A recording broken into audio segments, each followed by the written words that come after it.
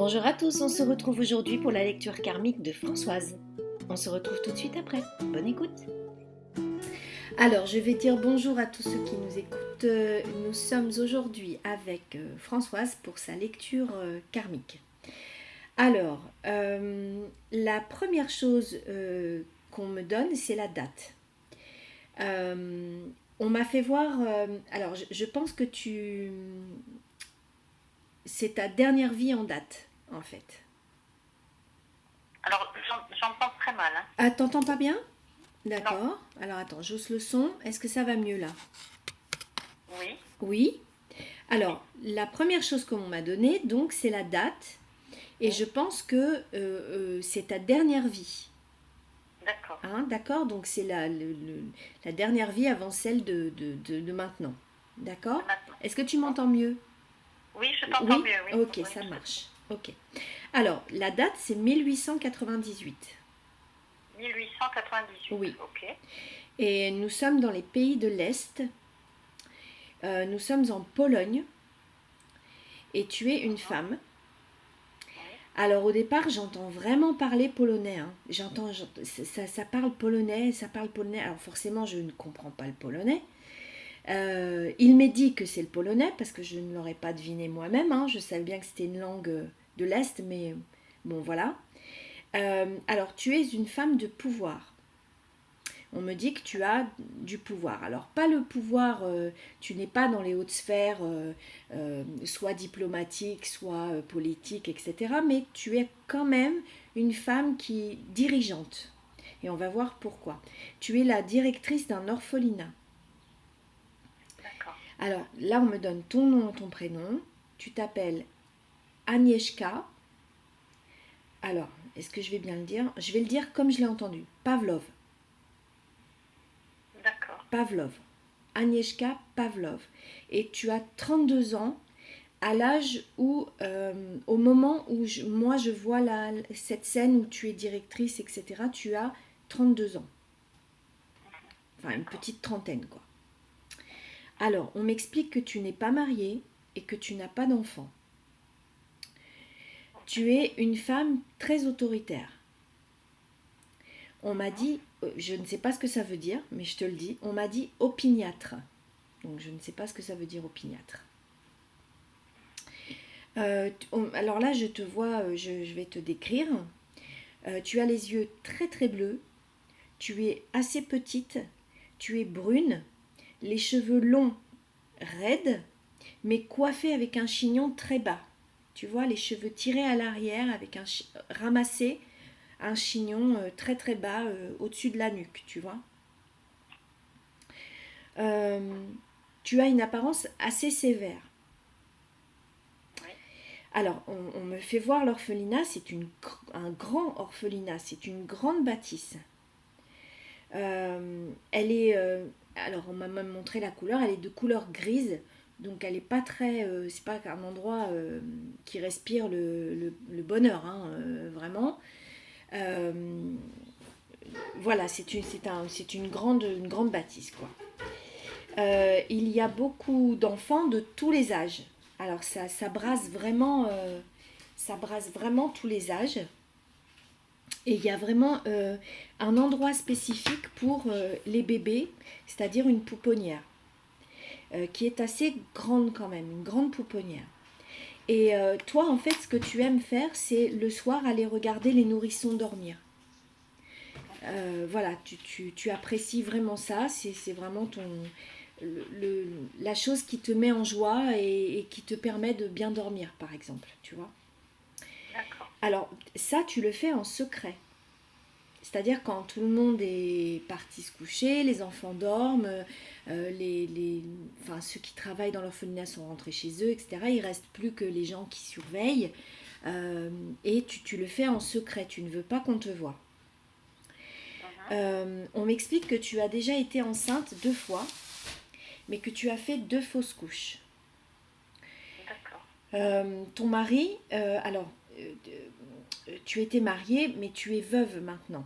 Alors on m'explique pourquoi. Ton mari est mort à la guerre. Alors j'ai demandé, mais on m'a pas montré quelle guerre. Il devait y avoir une D'accord. guerre, je ne sais pas laquelle. Donc il est parti à la guerre et il est mort. Et en fait, tu étais enceinte lorsqu'on t'a appris qu'il était décédé, ton mari.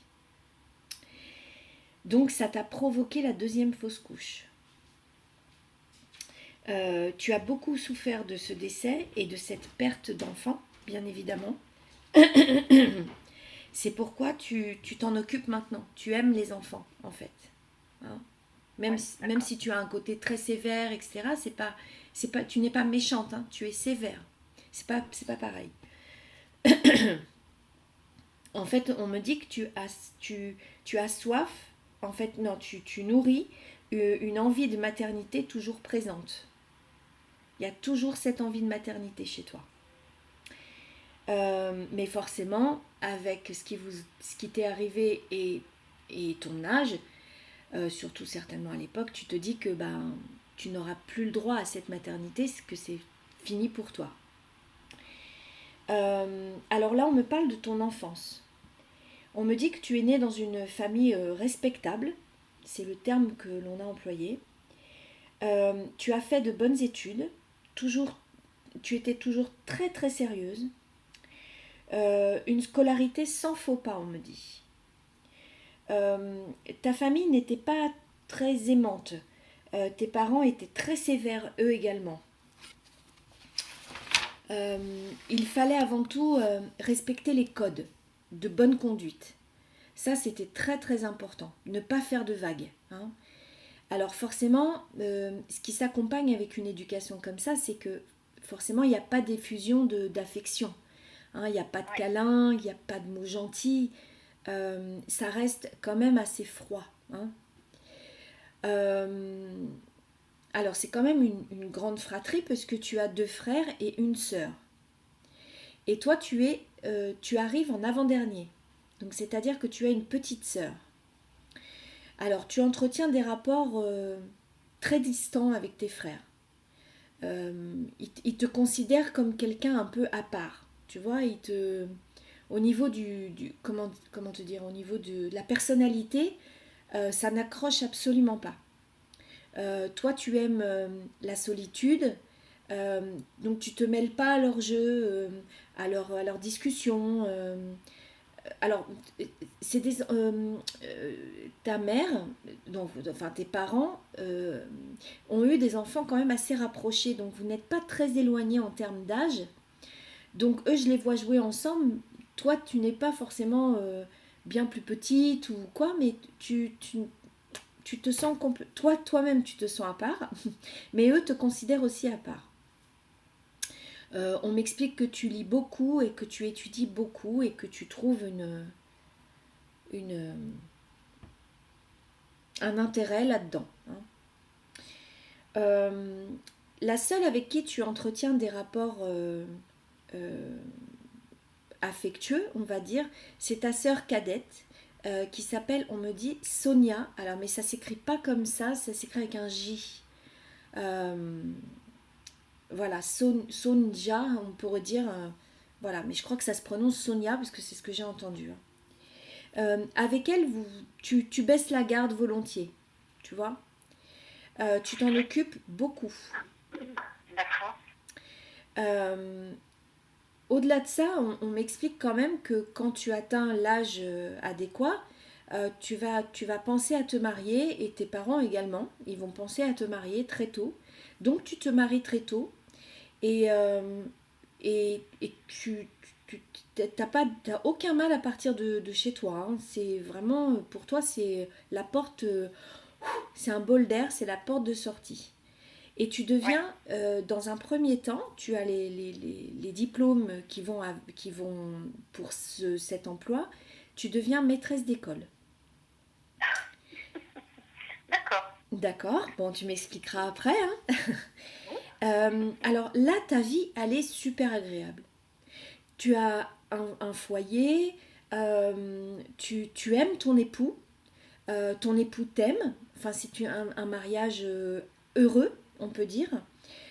Lui est un militaire de carrière, donc c'est un militaire, Et il aime l'ordre, on me montre qu'il aime l'ordre, tu vois, il aime une maison bien rangée, une femme bien apprêtée, enfin il aime, tu vois, tout est bien rangé dans les bonnes cases, etc., rien ne dépasse. Et en cela, vous vous accordez très très très très bien, vous avez beaucoup de points communs. Donc c'est une union heureuse pendant plusieurs années. Avec cette fausse couche qui va venir un petit peu entacher, la première, hein, qui va venir entacher bon, bah, l'union, puisqu'il n'y a pas de maternité qui arrive et que vous le souhaitez tous les deux. Mais euh, voilà, vous avez un métier tous les deux agréable, vous faites ce que vous aimez faire. Et ça se passe bien dans les premières années de cette vie commune. Et puis, alors, voilà, on m'explique aussi que quand tu pars de chez toi, ta maman est souffrante. En fait, elle est déjà malade et elle va décéder peu de temps après ton départ. Et ça va te couper définitivement du reste de la famille, en fait. Donc ça veut dire que tu n'auras, pendant ta vie heureuse là avec ton époux, tu n'auras pas trop de contact avec ton père et tes frères, et même ta petite sœur. Il y a plus de contact. Tu n'as plus le besoin de te rattacher à ce noyau. Hein. D'accord. Euh, euh, alors, ça va durer jusqu'au moment où on va t'annoncer le décès de ton mari. Euh, et tu étais enceinte. Donc là, ta vie va basculer une première fois en fait. Euh, on me montre quand même que pour toi, au décès de ton mari, quand on te l'annonce, ta vie s'effondre complètement. Euh, mais tu as un caractère quand même, en tant qu'Agnieszka, tu as un caractère très fort, c'est-à-dire un mental quand même assez présent, et tu arrives quand même à remonter la pente. Alors on me montre avec du temps, hein, mais voilà. Et puis le destin s'en mêle un petit peu parce qu'on te propose le poste pour cet orphelinat. Euh, on me montre que tu as toutes les compétences pour le diriger. Et là, ça va être un deuxième pan de ta vie, j'ai envie de dire, parce que tu vas te plonger corps et âme dans ce boulot, en fait, dans ce travail. Tu le prends à bras le corps. Et, et en fait, on va mettre des guillemets, mais c'est comme si tu noyais ton chagrin dans le travail, en fait. Tu vas te plonger dans ce travail. D'accord.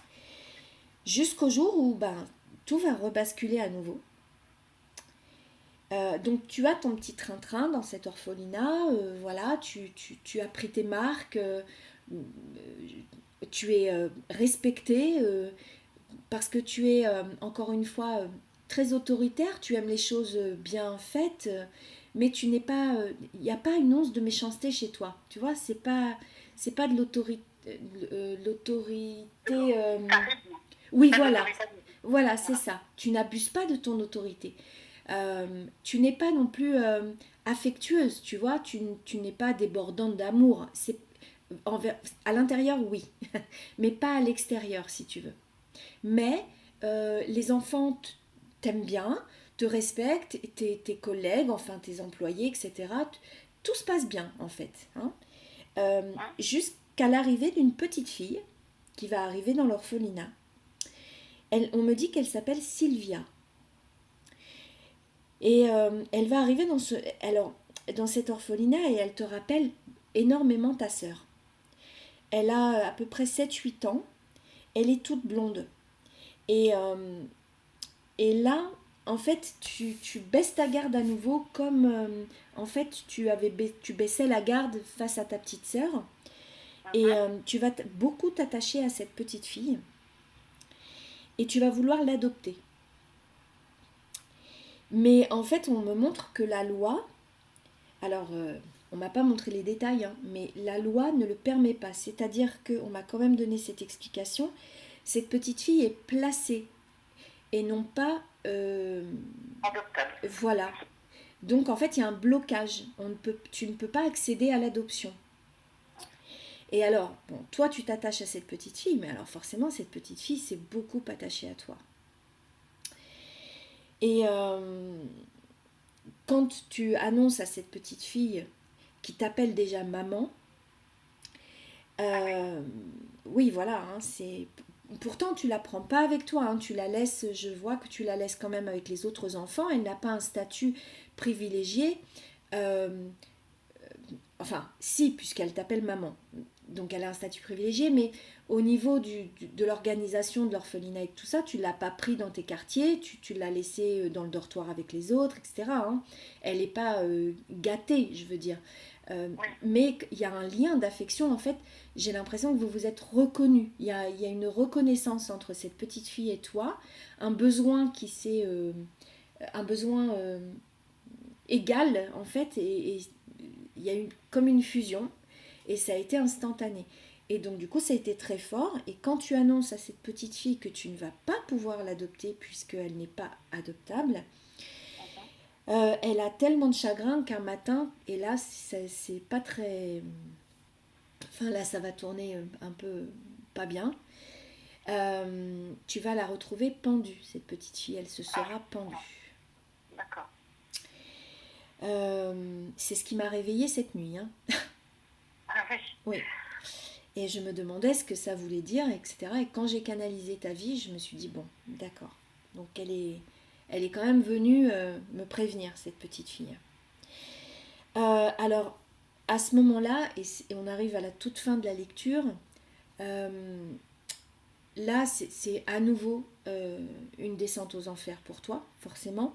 On m'explique que tu portes toute la culpabilité de cet acte de cet enfant, hein, que tu prends c'est de ta faute. Tu te dis que c'est de ta faute, donc tu portes la culpabilité. Et là, tu sais plus comment faire pour remonter la pente, et tu trouves une issue dans l'alcool, et tu vas te noyer dans l'alcool. Alors, ça dure un moment quand même. Hein. La descente aux enfers dure assez longtemps, j'ai l'impression, pour que tu dégringoles complètement. Et que, en fait, le mot dégringoler, tu vas voir, c'est pas il n'est pas anodin. Parce que les collègues, etc., les gens dans l'orphelinat commencent à te suspecter. Parce que parfois, tu es un petit peu ivre, même dans la journée, etc. Et donc, on te suspecte, hein. Et on me dit même que tu deviens borderline, c'est-à-dire que tu n'es plus contrôlable, hein, on ne te contrôle plus, et toi-même non plus tu ne te contrôles plus, et en fait tu vas faire une chute dans les escaliers, tu seras ivre, et tu vas mourir dans ces escaliers tout bêtement. En fait c'est une mort un peu bête, mais c'est comme ça que tu termines.